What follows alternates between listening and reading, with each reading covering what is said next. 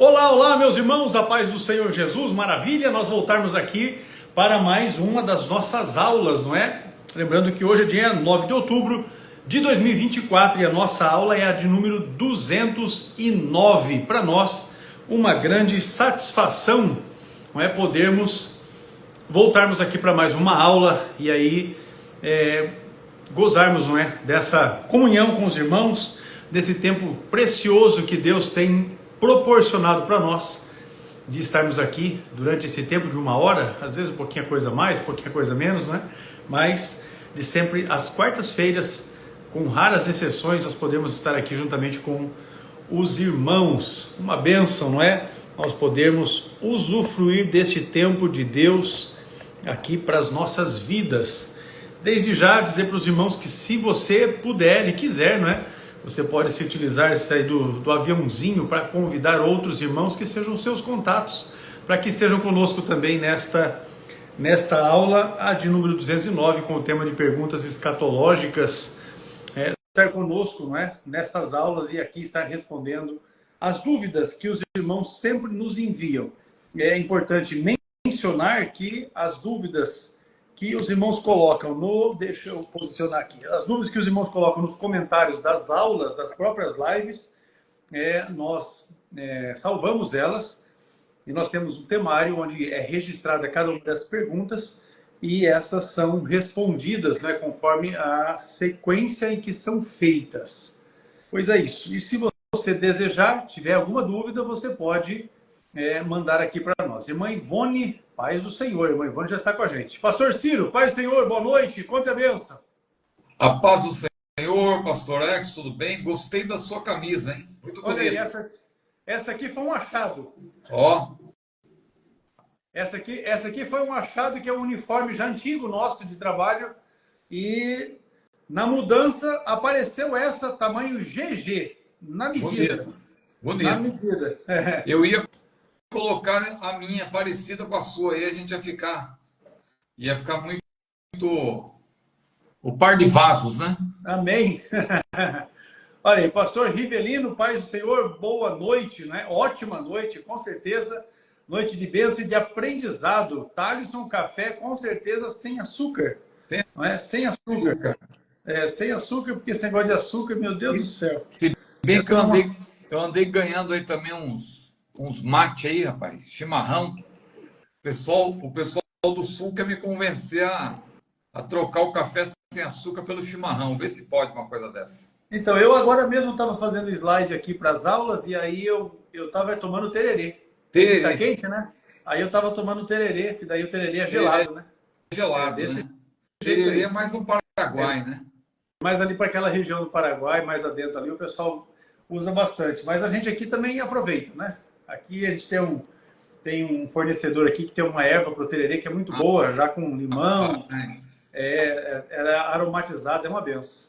Eu tô aprendendo aí, O irmão, quem está me ajudando aí é o Daniel, o pastor Daniel Fisch, lá de Lajeado. Amém, aí, então vai dar certo. Ele andou me mandando um mate aí, rapaz, e me deu umas dicas de como usar. E eu vou começar aí a tentar. Eu já tentei outras vezes, não tinha. Não foi feliz. Não fui feliz, mas vou. Tanto tererê como o chimarrão, já tentei. Né? O tererê é mais fácil a arrumação. O chimarrão, se não souber colocar ali na cuia, ele entope a bomba, né? Você tem que colocar um pouquinho embaixo, aí você põe a água. Isso. Aí você coloca a erva por cima, faz um buraquinho, aí você coloca mais água e vai colocando como que chama aquele negócio? A bomba. É isso aí. Maravilha. Mas nós vamos ajeitar, nós chegamos lá. Tô aprendendo.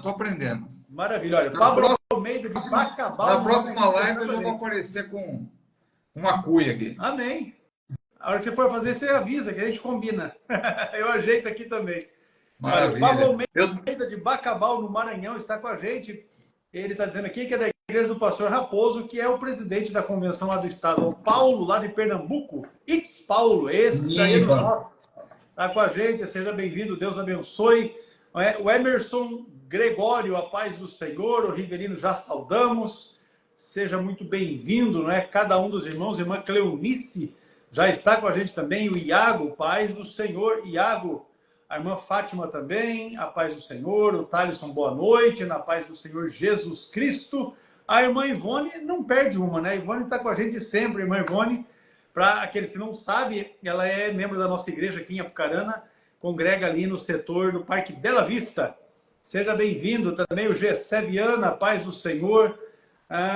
Deixa eu ver aqui, Glau Calais de Ipatinga, tô ligada, Deus abençoe, seja muito bem-vindo cada um de vocês para estarem aqui juntos, juntos aqui comigo, o pastor Ciro Zibordi, nesta nossa aula, a de número 209, lembrando que, olha aí, Campina Grande, Felipe Silva, Deus abençoe, seja muito bem-vindo, Iago está dizendo que a gente é uma bênção, aleluia, a Esther, também de Manacapuru, seja bem-vindo, irmã Esther Sônia Silva Guimarães. Abraço aí a cada um dos nossos irmãos e irmãs. Nós temos um grande núcleo do curso de teologia lá em Manacapuru. Também o pastor Rivelino está dizendo que pode vir para cá, com bastante amargo. Olha aí. Aí. Vamos lá. Pastor Rivelino é ali de São José dos Campos, logo ali na frente. Logo ali, ó, chá de boldo. Não, meu filho, tô fora. Chá de boldo eu tô fora. Vem com essa, não. Chá de boldo, não. Não, chá de boldo eu tô fora. Cristiano Ferreira, seja muito bem-vindo. Enfim, a cada um dos irmãos, Deus abençoe. O Alisson também já está com a gente. O Iago é lá de Campos Frios, Pernambuco.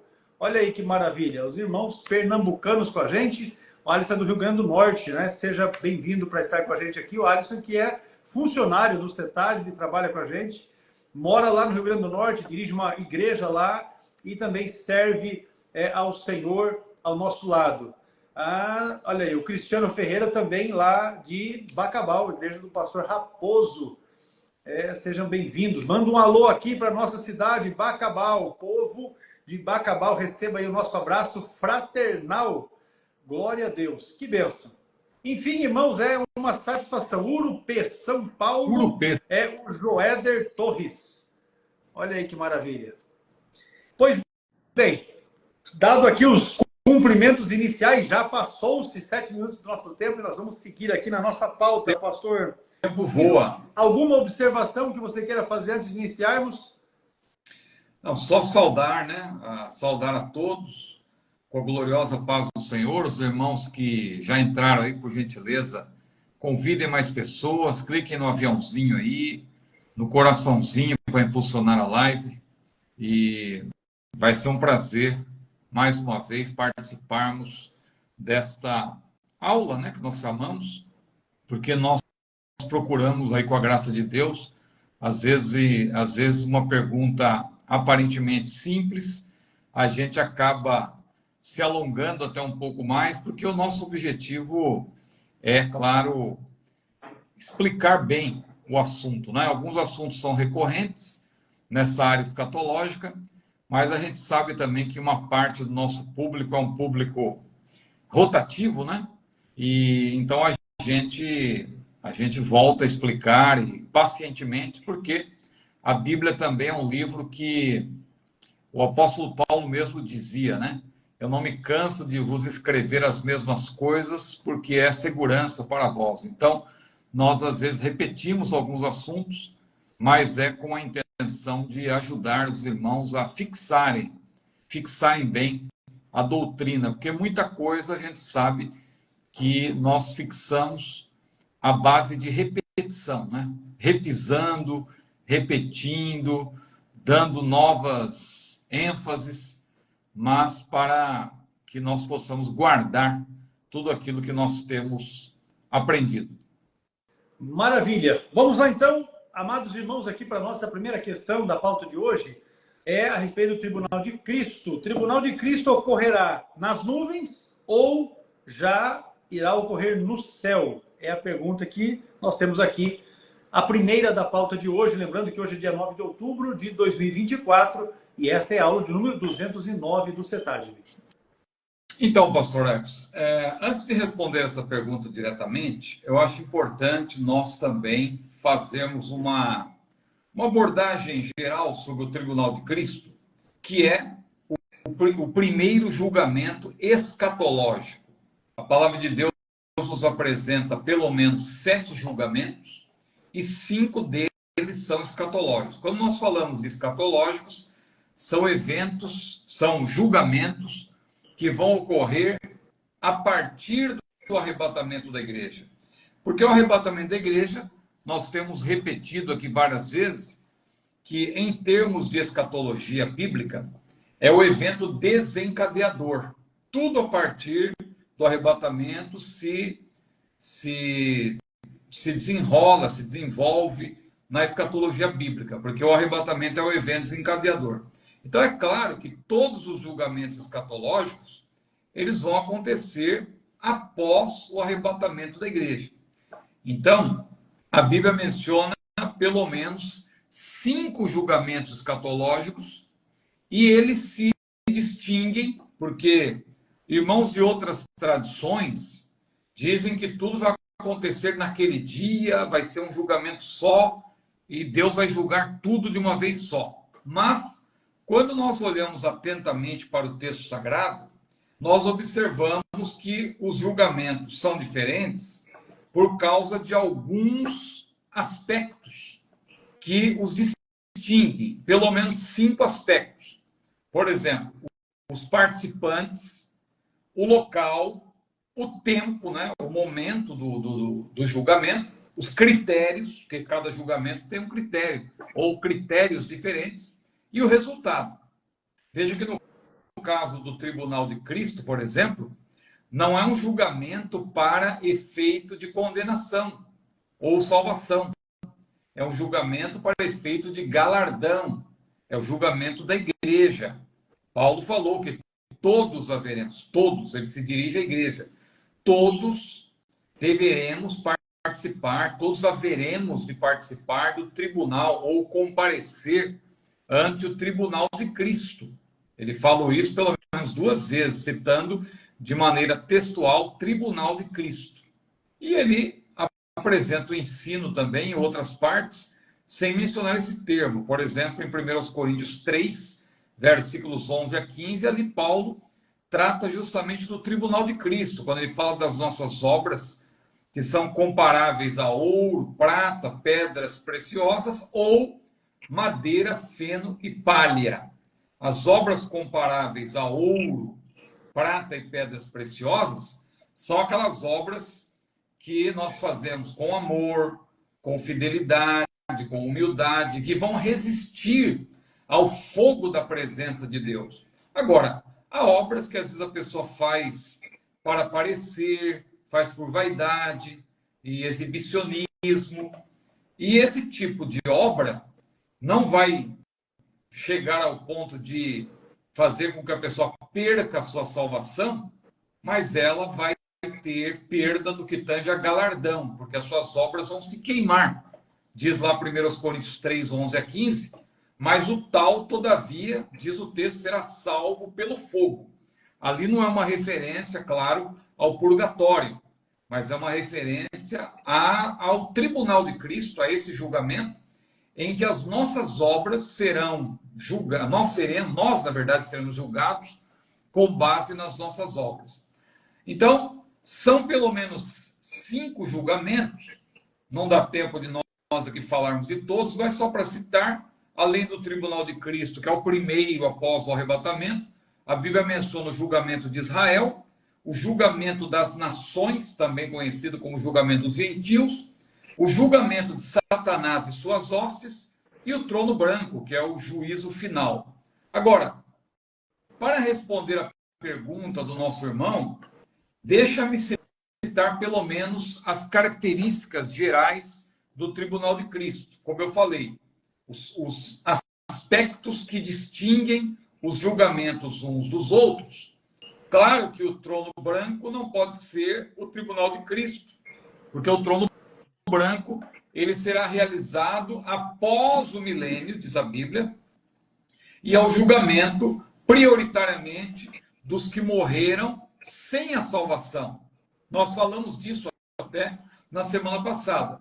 Agora, no caso caso do tribunal de Cristo, é um julgamento que acontece logo após o arrebatamento da igreja, e a pergunta é sobre o local. Bom, os participantes do tribunal de Cristo são os crentes arrebatados. Os crentes arrebatados, claro, os salvos em Cristo, tanto os que morreram em Cristo ressuscitarão primeiro, diz a Bíblia, os vivos também serão transformados, e formando-se um único grupo dos que morreram em Cristo e terão sido transformados, como também os vivos, que da mesma forma terão sido transformados, ambos os grupos se unirão num grupo só, e diz a Bíblia, iremos ao encontro do Senhor nos ares.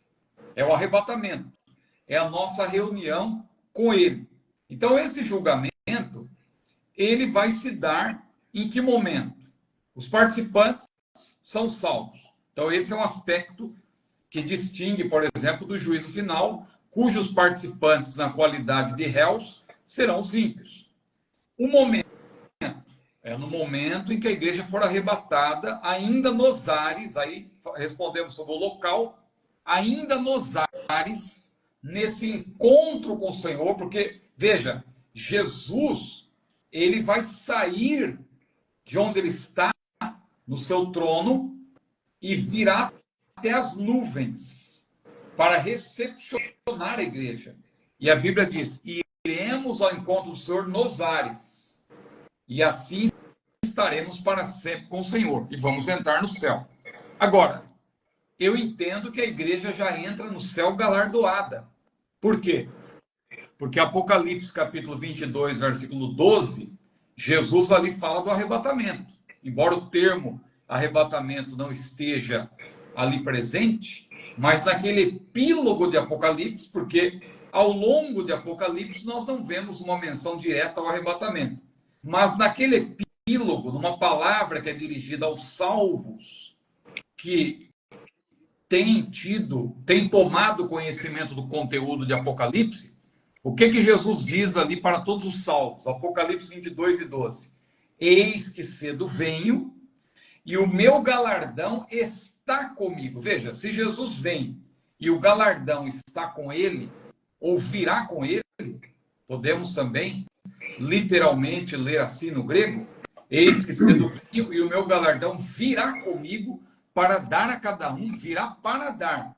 Não apenas está com ele, mas ele diz, eis que cedo vem e o meu galardão está comigo para dar a cada um segundo as suas obras. Então eu penso que a igreja, ela será galardoada ainda nesse encontro com o Senhor nos ares.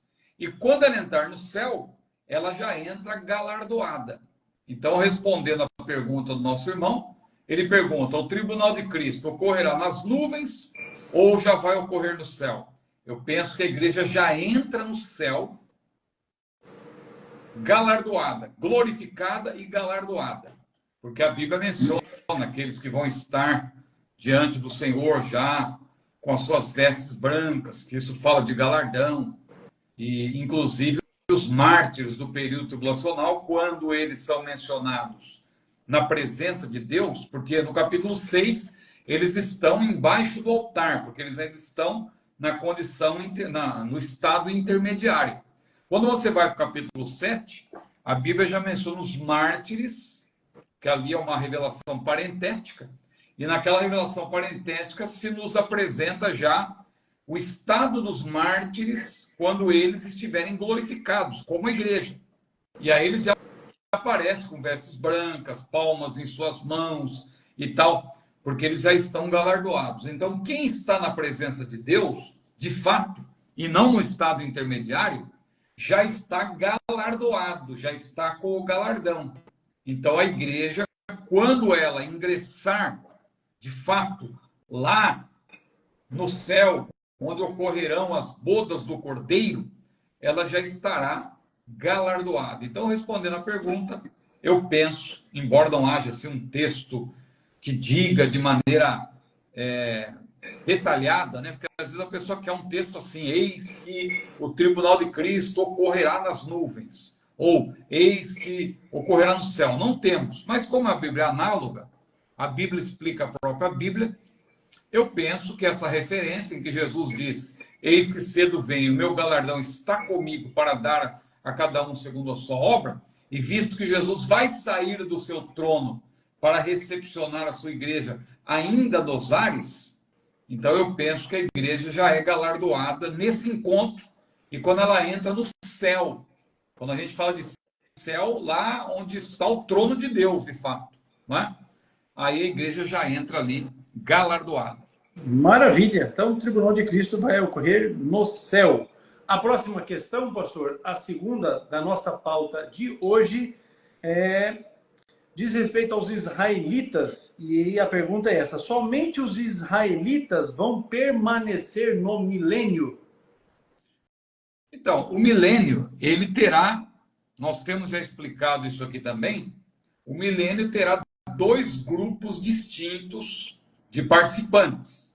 A igreja, evidentemente, porque nós vamos reinar com Cristo, e onde quer que o Senhor esteja, nós estaremos com Ele, diz a Bíblia, estaremos para sempre com o Senhor, diz 1 Tessalonicenses capítulo 4, versículos 13 a 18, ali está claro que nós vamos estar para sempre com o Senhor.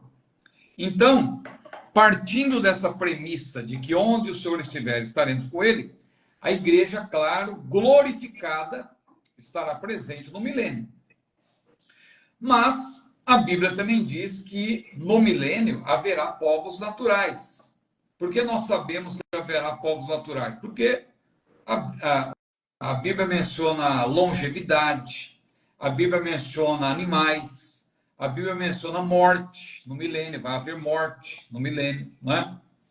Então, haverá povos naturais da terra. Então, grosso modo, há duas categorias, dois tipos de participantes do milênio. A igreja já glorificada que eu digo, ela não está mais sujeita às leis da física, ela não tem mais pecado, ou seja, o pecado estará ausente, porque glorificação também significa ausência do pecado.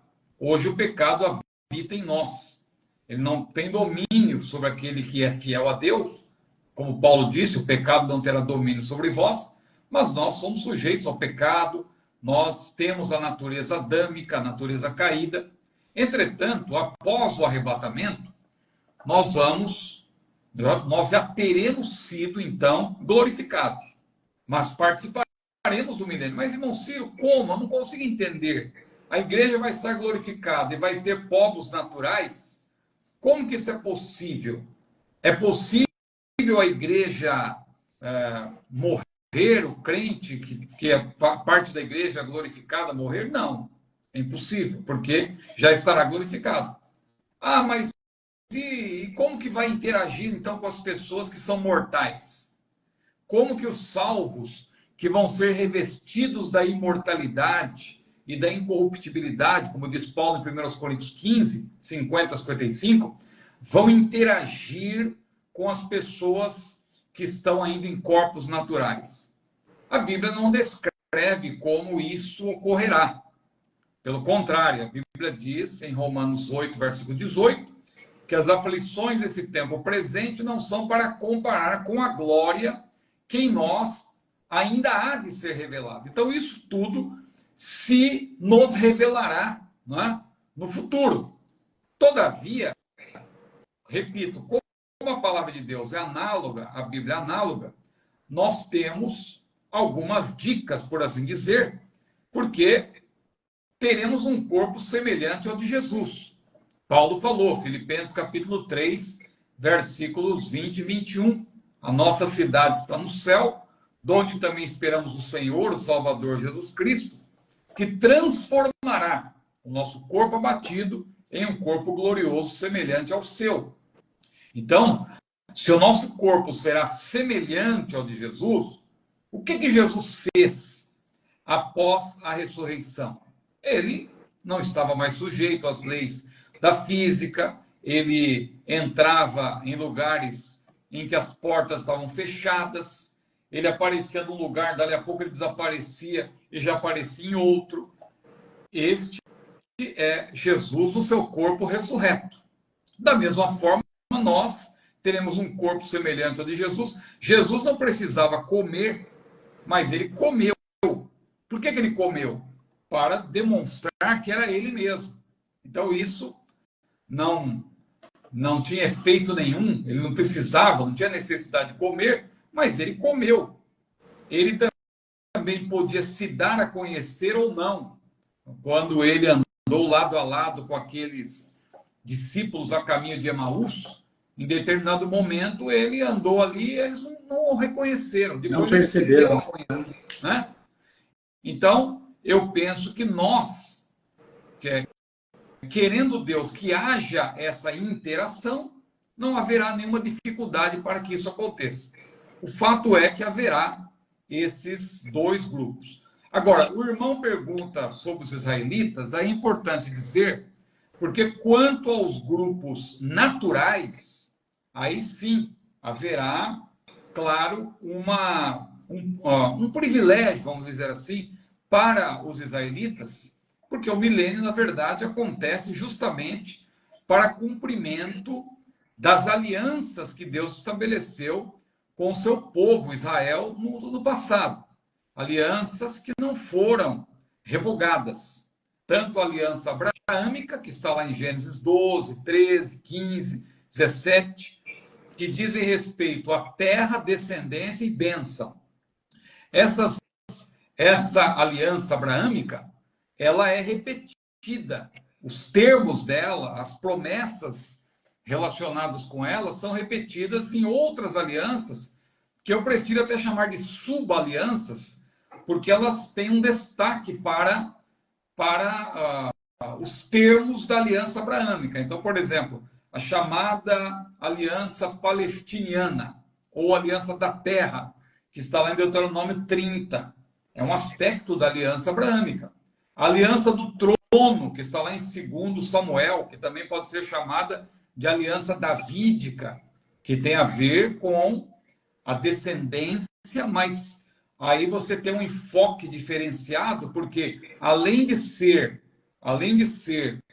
a semente de Abraão, já é, na verdade, a tribo de Judá, que foi destacada, e Davi, que foi escolhido como o representante ali da tribo de Judá, de cujo trono o herdeiro é o Senhor Jesus. Por isso que ele é chamado de raiz de Jessé, em Isaías 11, e também raiz de Davi, em Apocalipse 5, onde a profecia é atualizada, né? Porque quando se menciona raiz de Jessé, é porque Davi é filho de Jessé. Mas depois, em Apocalipse 5, versículo 5, se menciona ali que Jesus é o leão da tribo de Judá, a raiz de Davi.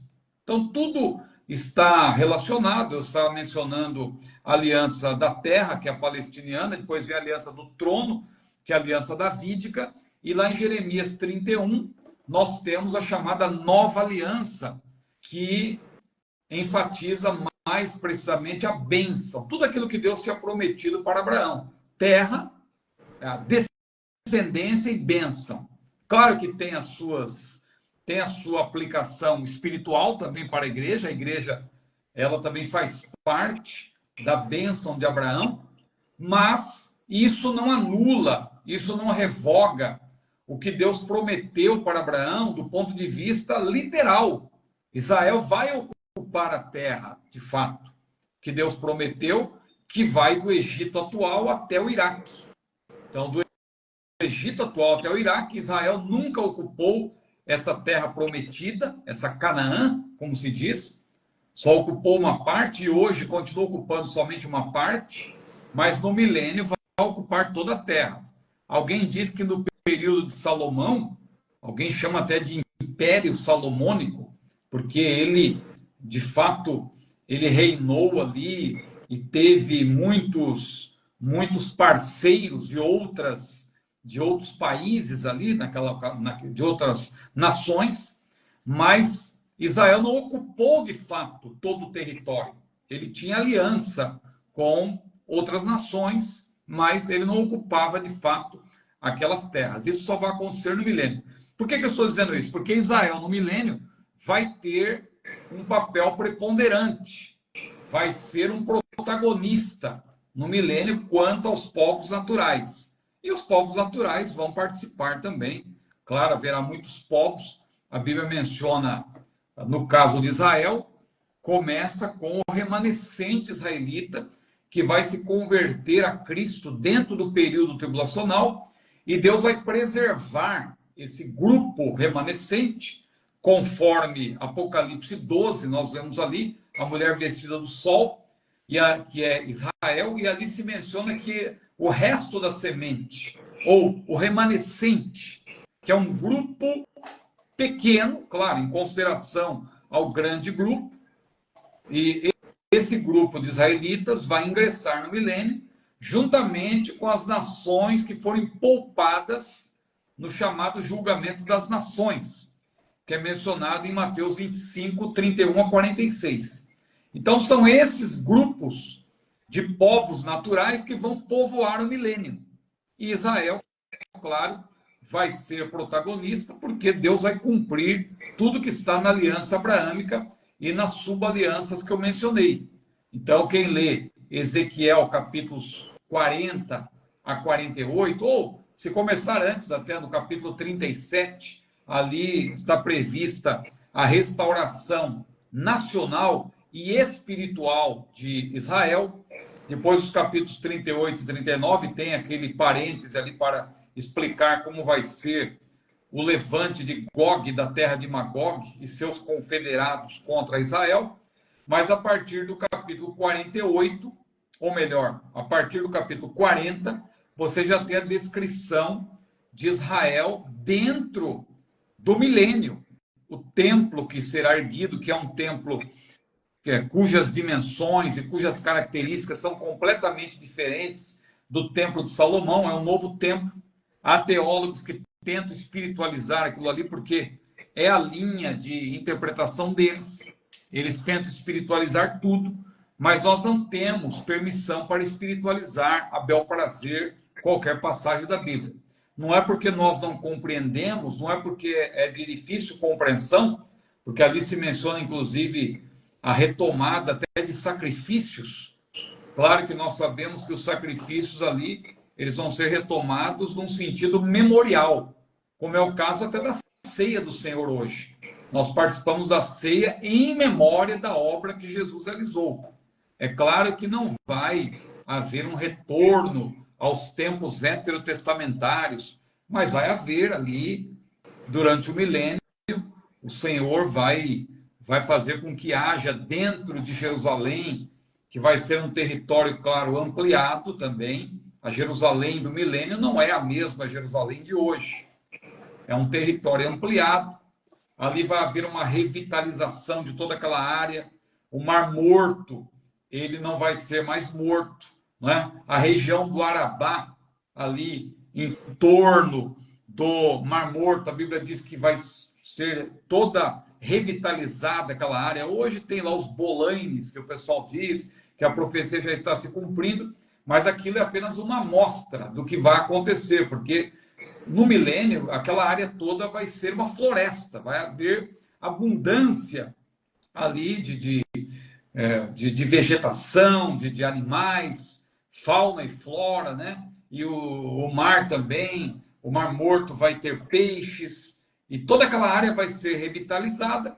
Haverá também uma cidade quadrada ali dentro de Jerusalém, e que ao norte, ao sul, a leste e a oeste, você vai ter 3 tribos em cada um desses pontos cardeais, e o Senhor Jesus vai estar justamente reinando ali.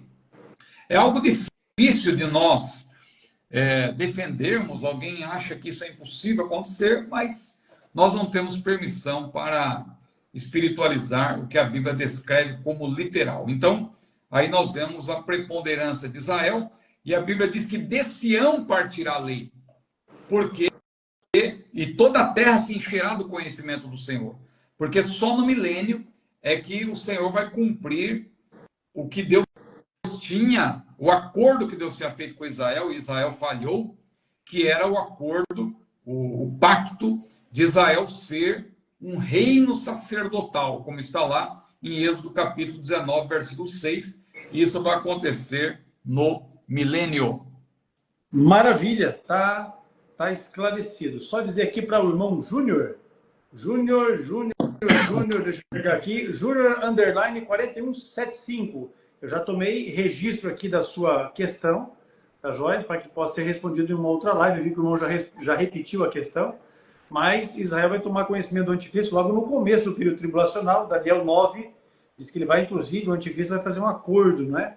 Então, já de início, já vai tomar conhecimento do anticristo. Muito bem, o Alisson está colocando as informações para os irmãos relacionadas aos cursos que o CETAG oferece, não é? Você pode tomar nota, se desejar, você pode tirar um print da tela, porque eu deixei fixado aí o WhatsApp da secretaria, que atende em horário de expediente comercial. Então, se você tiver alguma dúvida, quiser saber informação a respeito de algum curso especificamente, pode chamar nesse WhatsApp que está fixado aí nos comentários. Pastor Ciro, vamos seguir aqui na nossa pauta. As igrejas do Apocalipse eram nos lares ou em templos? Quando a palavra de Deus utiliza o termo igreja no Novo Testamento, eclesia no grego, é sempre uma referência às pessoas, aos crentes que fazem parte da assembleia, né? O termo eclesia, esse prefixo, que é uma preposição grega ek ou ex, dependendo da frase ou da palavra, pode variar ek ou ex. Mas é uma preposição que indica o movimento para fora, né? De dentro para fora. Porque a igreja, ela foi tirada, né? Ela foi chamada do mundo para fazer parte de um grupo seleto. Então, ela foi tirada do mundo e trazida para dentro, né? Ela foi tirada de dentro do mundo, mas ela vem para dentro do corpo de Cristo também, né? Então, esse é o sentido. Então, quando a Bíblia fala de igreja no Novo Testamento, claro, sempre é uma referência ao povo e não às quatro paredes. Só que essa igreja, evidentemente, ela se reunia em algum lugar. Quando nós olhamos para a história, claro, nós só vamos ver os primeiros templos propriamente, templo como nós conhecemos hoje, tal, igreja, formato de igreja, realmente, a gente usa o termo igreja hoje, né, no sentido de templo, a gente só vai ver o surgimento de templos a partir do século IV, com Constantino, né? Constantino, ele produziu ali um edito, né, que é conhecido como Edito de Milão, foi promulgado em 313, e a partir dali houve autorização e incentivo para a construção de templos. Então tem, por exemplo, o templo São João de Latrão, né, que é do ano 320. Depois tem também outro templo que é em Belém, né? A Basílica da Natividade, que teve, inclusive, o incentivo da mãe de Constantino, que é Helena, que é até chamada pelos católicos de Santa Helena, que foi concluída em 333, na verdade, né? Em 335 tem a Basílica também do Santo Sepulcro, e por aí vai. Aí você pergunta, e nos primeiros séculos, então? No primeiro século, no segundo século, no terceiro século, onde a igreja se reunia? Quando você olha para o livro de Atos, e também para as cartas de Paulo, você vê que a igreja, ela se reunia, por exemplo, no cenáculo, no pórtico do templo, também diz a Bíblia, e nas casas. Quando você lê Atos, capítulo 12, por exemplo, você vê que a igreja se reunia na casa de Maria, que era parente de Barnabé. Maria, que era uma pessoa que tinha uma vida aparentemente confortável, ela tinha servos à sua disposição. Então, isso aí até é um balde de água fria naqueles que querem encontrar ideologia na Bíblia, né? Dizer que não, Barnabé, a gente vê a origem do comunismo na Bíblia, porque as pessoas elas doavam suas propriedades, e o próprio Barnabé doou a sua propriedade. Mas o que havia naqueles dias não era comunismo, porque o comunismo ele é coercitivo. Se nós fôssemos usar um termo, claro, cometendo também anacronismo, porque esses termos todos são recentes. Mas, se fôssemos dar um nome para o que havia naqueles dias, não era comunismo, era comunitarismo. Porque o comunitarismo não é coercitivo, o comunismo é. Então, as pessoas tomam as propriedades, na verdade, né, dos outros. E é o que muitos querem fazer no Brasil também. E temos orado para que políticos com essa mentalidade absurda, né, não assumam o poder. Mas o que havia nos tempos bíblicos, no Novo Testamento, era o comunitarismo. As pessoas faziam isso de maneira voluntária. Tanto que a parente de Barnabé, ela seria então uma burguesa na época, porque ela tinha propriedade, ela tinha servos que trabalhavam para ela. E Barnabé, seu parente, tinha doado suas propriedades. Mas foi porque ele se moveu espontaneamente para fazer isso. Agora, Maria, ela servia a Deus de outra maneira. Ela permitia que na sua casa houvesse reunião. Muitos acreditam até que no dia de Pentecostes, o lugar onde estava havendo essa reunião, porque o cenáculo não cabia tanta gente, é bem possível que estava ocorrendo aquela reunião com 120 pessoas justamente na casa de Maria. Porque, segundo consta, alguns acreditam, alguns historiadores, que Maria era uma mulher abastada e tinha uma casa e tinha propriedades, e era um espaço grande para que pudesse haver ali aquele grupo, né?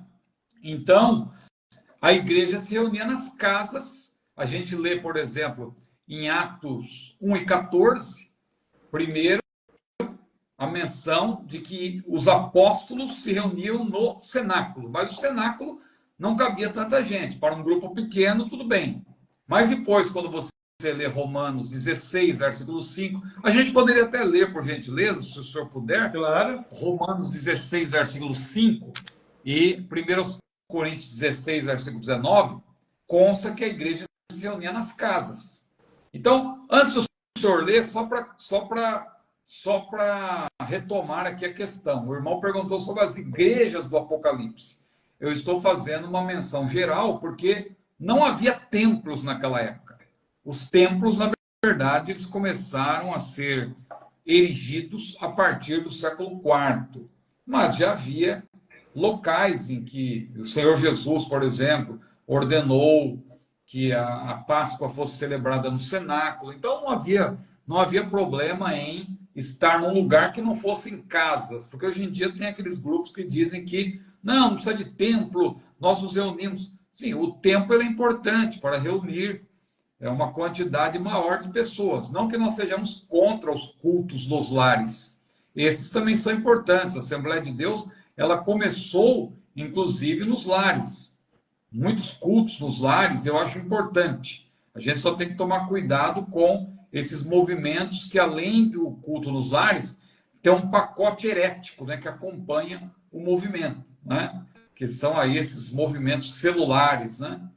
A gente não é contra a reunião em células. Tem muita igreja séria que adota o culto nos lares e chama de células. Mas o problema é quando é um determinado grupo, com uma determinada sigla, né, de 3 letras e tal, G12, M12, essas siglas aí, a gente sabe que, junto com o culto nos lares, você tem também um pacote herético, muita coisa que destoa com a Bíblia, mas a palavra de Deus mostra que havia cultos nos lares. Então, quando se menciona ali as igrejas da Ásia, claro, as igrejas eram as pessoas que tinham um líder, evidentemente. O anjo da igreja ali é o líder, o pastor da igreja, e eles tinham um lugar onde eles se reuniam.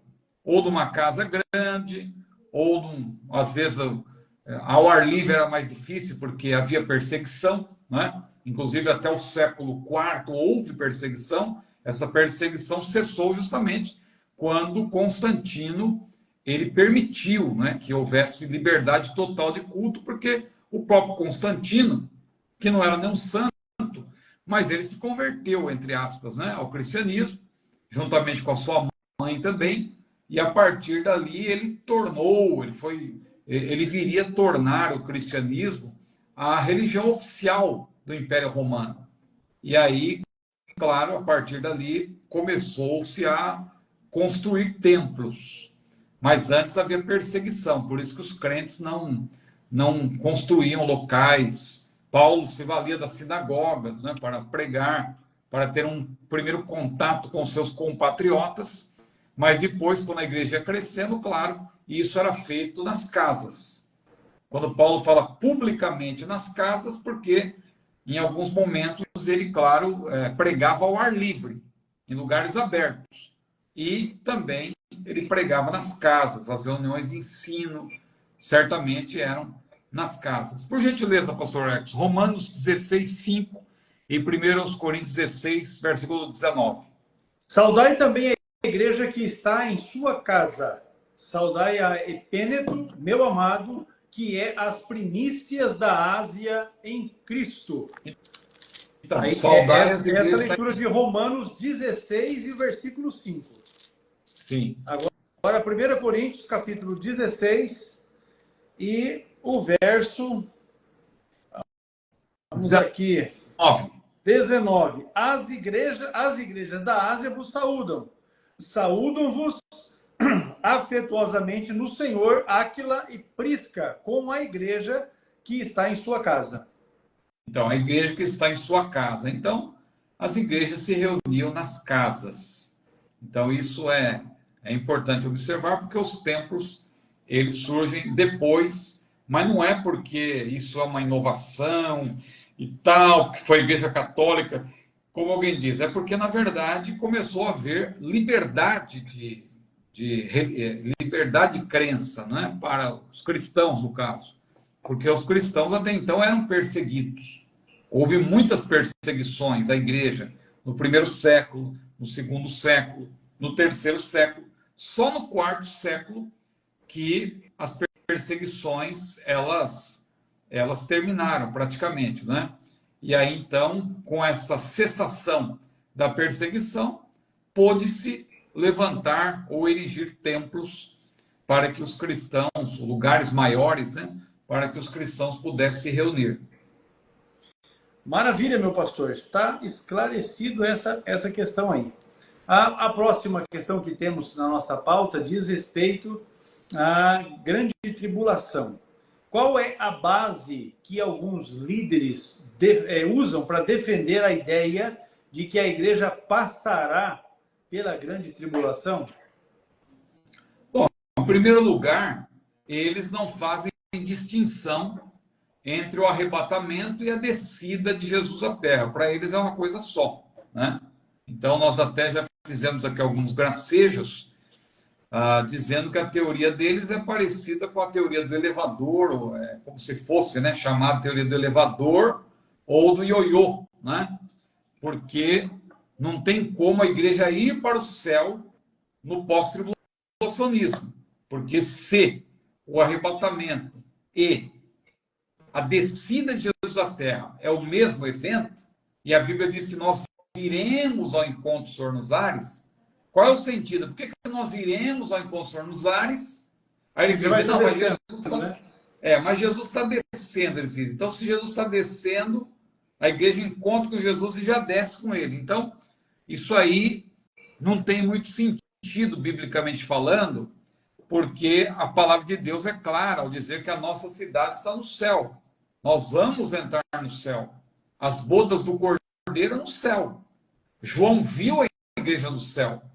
Jesus disse que ele nos levará para a casa do Pai. Não se turbe o vosso coração, credes em Deus, crede também em mim. Na casa de meu Pai há muitas moradas. Se não fosse assim, eu vos teria dito. E ele então disse, vou preparar-vos lugares, se eu for ou quando for, virei outra vez e vos levarei para mim mesmo, para que onde eu estiver, estejais vós também. Então, claro que a casa do Pai não é aqui, é no céu. Porque Jesus se refere ao Pai como Pai nosso que está no céu. Pai nosso que estás no céu. Santificado seja o teu nome. Pai celestial. Pai que está no céu. Então, a casa do Pai claro que é o céu. Então a igreja precisa entrar no céu. E se a igreja precisa entrar no céu, e Jesus vai descer na terra, é claro que o arrebatamento não pode ser confundido. Muitos dizem, não, mas lá, quem inventou esse negócio de dividir o arrebatamento da descida? Não é que nós inventamos dividir, é que são dois eventos. O texto bíblico se impõe. Não adianta nós querermos forçar a Bíblia a dizer o que não diz. Se você olhar com calma e desapegado de certos conceitos teológicos, né? Engraçado que nos acusam disso, né? Nós que somos aqueles que inventam tal, os dispensacionalistas, eles inventam muitas coisas. Não, nós não inventamos nada, nós só lemos o texto do jeito que ele está. Então, se você ler com atenção os textos que falam do arrebatamento, 1 Tessalonicenses 4, 13 a 18, João 14, 1 a 3, que eu citei agora, 1 Coríntios 15, 50 a 55, você não vai encontrar ali Jesus descendo a terra. E você vai encontrar ali a ressurreição, porque a ressurreição faz parte do evento como um todo do arrebatamento. Agora, quando você olha para Mateus 24, 29 a 31, que menciona a descida de Jesus à terra, ali você não vai encontrar a trasladação da igreja. Você vai ver Jesus descendo em poder e grande glória. Aí ele vem para pisar na terra, como diz Zacarias. Naquele dia os seus pés estarão sobre o Monte das Oliveiras. E quando você olha para a ressurreição, por exemplo, porque muitos pós-tribulacionistas utilizam o argumento de que não, nós não precederemos os que dormem. Então, quando você olha para Apocalipse 20, está claro que Jesus ele vai descer na terra e só ali que vai acontecer a ressurreição. Então, o arrebatamento não pode acontecer antes, porque primeiro tem que acontecer a ressurreição. Então, eles acham que aquela ressurreição de Apocalipse 20, versículo 4, é a mesma ressurreição de 1 Tessalonicenses 4, 13 a 18. Mas não pode ser. Por que não pode ser? Porque em 1 Tessalonicenses 4, 13 a 18, a Bíblia diz: o mesmo Senhor descerá do céu com alarido, com a voz de arcanjo, com a trombeta de Deus, os que morreram em Cristo ressuscitarão primeiro. Depois nós, os que ficarmos vivos, seremos juntamente com eles arrebatados a encontrar o Senhor nos ares, e assim estaremos para sempre com o Senhor. Então observe que no arrebatamento, quando acontece a ressurreição, Jesus ainda está nos ares. Ele não terá pisado na terra. Mas quando você lê Apocalipse 20, versículo 4, você vê que Jesus já desceu, ele já pisou na terra, ele já venceu o anticristo e falso profeta, lançando-os no lago de fogo. Um anjo já terá descido para aprisionar Satanás por 1000 anos. Jesus já terá posto fim ao período tribulacional, à batalha do Armagedon. Então, aí sim acontece, Apocalipse 20, versículo 4, a ressurreição dos mártires, aqueles que foram degolados. Aí os pós-tribulacionistas dizem, não, ali é toda a igreja. Como pode ser toda a igreja, se ali o texto é claro dizer que aqueles foram degolados? Quer dizer que todos os salvos foram degolados? Não. Ali é uma referência específica aos que terão sido mortos dentro do período tribulacional. Não, mas ali diz que é a primeira ressurreição. Não pode haver outra, aquela é a primeira. Aí é um outro erro de interpretação. Porque primeira ressurreição não é uma referência a um evento. É uma referência a um tipo, a uma modalidade, que aliás foi inaugurada pelo próprio Senhor Jesus. Porque quem lê 1 Coríntios 15 com atenção, diz lá 1 Coríntios 15, versículo 23, que Cristo é as primícias, depois os que são de Cristo na sua vinda. Ali está falando da ressurreição da vida, a primeira ressurreição, não é? Então Jesus ele inaugurou essa modalidade de ressurreição que continua no arrebatamento. E lá, quando Jesus descer na terra, é outro grupo, mas faz parte do mesmo tipo de ressurreição, a mesma modalidade que a ressurreição da vida, também conhecida como primeira ressurreição. Então veja como a Bíblia explica a própria Bíblia. Nós não precisamos inventar nada. Só que os nossos irmãos pós-tribulacionistas, no afã de querer provar a sua ideia de que ela é verdadeira, eles forçam a harmonização de textos que tratam de eventos diferentes. Ora, quando alguém diz para mim, nós não dividimos a vinda de Jesus, a Bíblia não divide, o arrebatamento e a vinda é a mesma coisa. Mas então me mostre onde está o arrebatamento em Mateus 24. Onde está a trasladação dos salvos em Mateus 24, 29 a 31? Não, diz lá que os anjos vão juntar os escolhidos dos quatro ventos do céu. Veja, quem lê a Bíblia com atenção sabe que 4 ventos do céu é uma referência aos pontos cardeais. Tanto que se você ler Jeremias, você tem menção assim. Outros textos, você vai ver que Deus dizendo para o seu povo, eis que vos espalharei e vos ajuntarei dos 4 ventos do céu, porque é uma referência, isso aí alude a pontos cardeais, a rota dos ventos, norte, sul, leste e oeste. Não tem nada que ver com anjo reunindo os salvos, os escolhidos ali, são os israelitas. A grande trombeta que será tocada também está prevista em Isaías, não é a trombeta do arrebatamento. É um erro querer dizer que a trombeta de Mateus 24 é a mesma trombeta de Tessalonicenses, e tem nuvem também, é a mesma coisa. Então, há semelhanças, mas há diferenças nesses textos que são irreconciliáveis.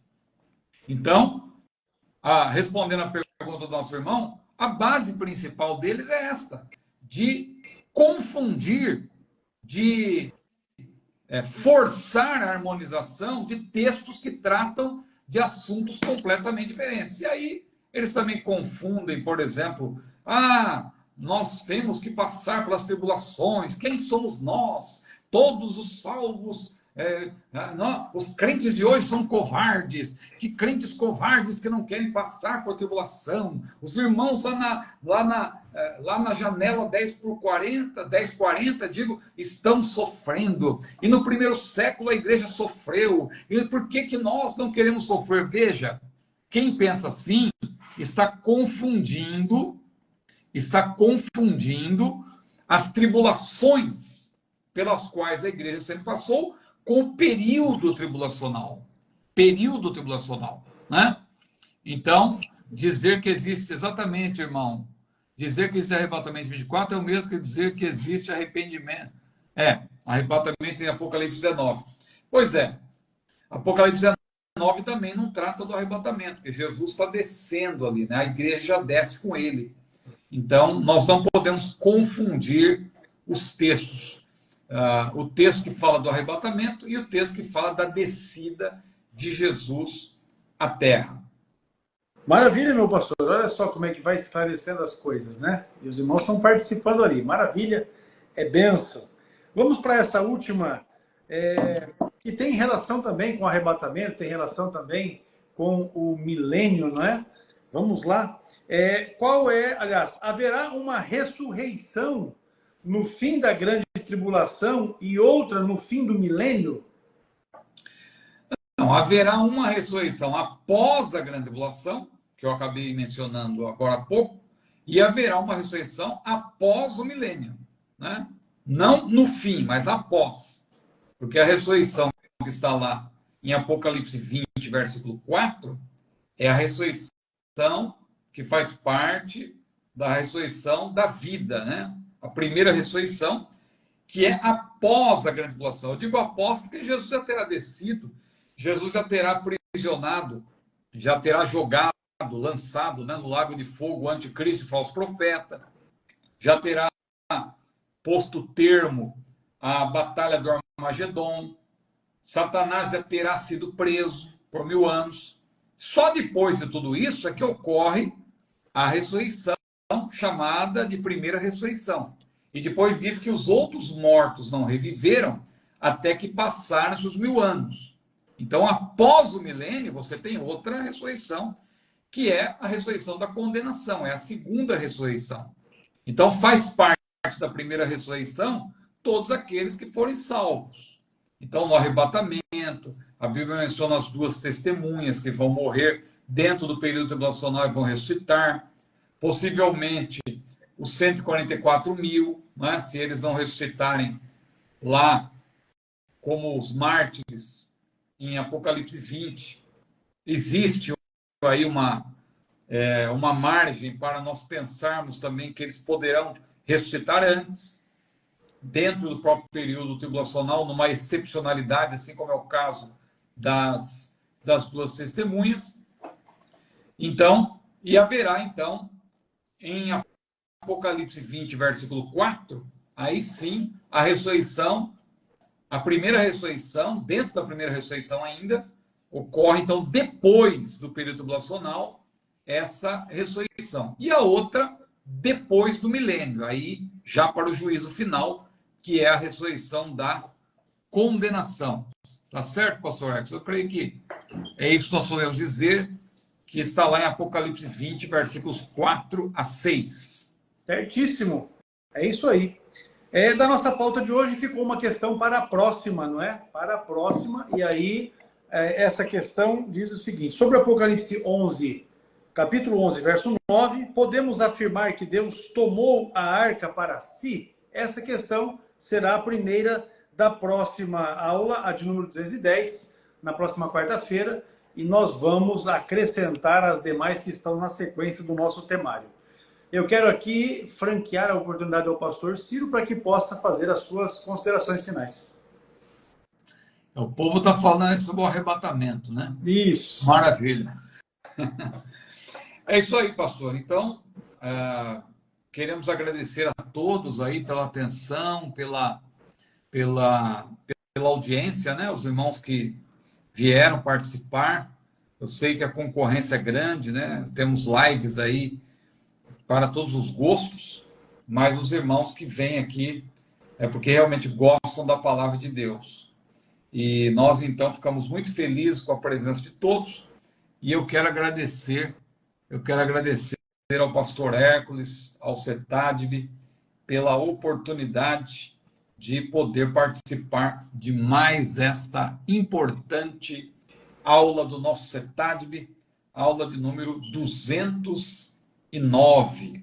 E os irmãos que desejarem, o pastor Hércules não falou ainda, eu vou usar aqui, olha aí,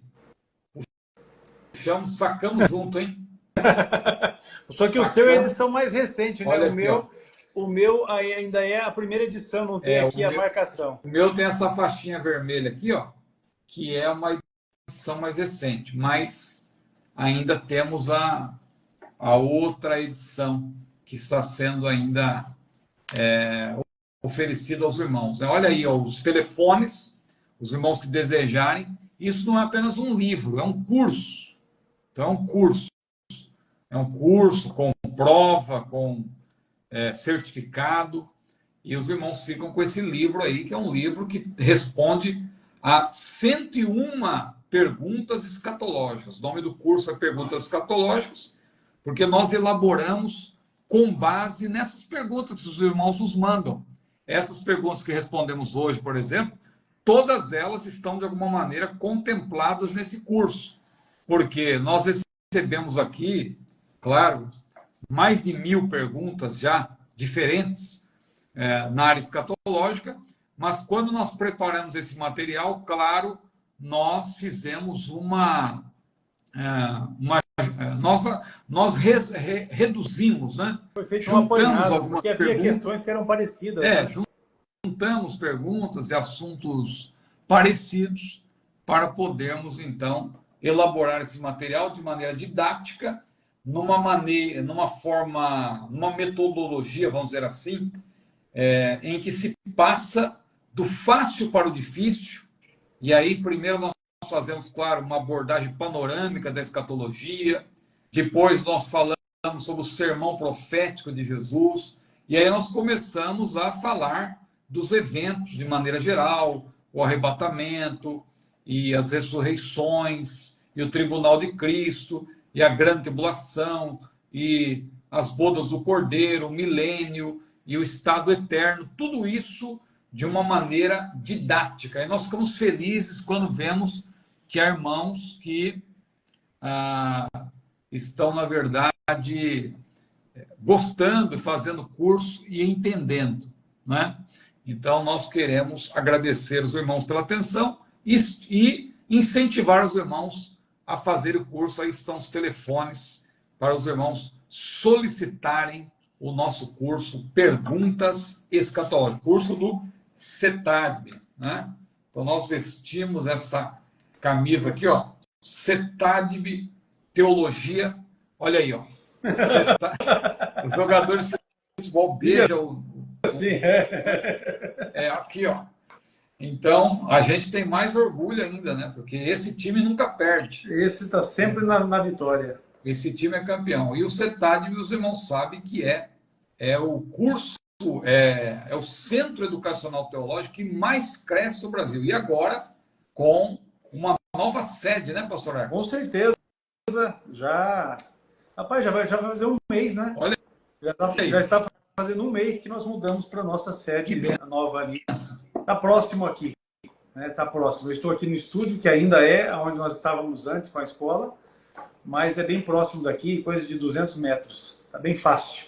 Eu quero dizer aqui ao pastor Francivan que logo após aqui a live, eu vou mandar uma mensagem para ti com as informações que o irmão solicitou a respeito do curso. Dá uma olhadinha aí no seu direct, ou se preferir, pode chamar no WhatsApp que está fixado no comentário. Qualquer um dos irmãos que desejarem, né, informações complementares a respeito dos cursos do CETADB, qualquer um deles, esse WhatsApp que está fixado aí é o da Secretaria da Escola, né? E aí fica fácil para que os irmãos sejam atendidos. Esse atendimento aqui na verdade, no horário de expediente comercial de trabalho. O Eric é quem atende nesse número, certamente vai estar dando, né, toda a atenção que os irmãos merecem.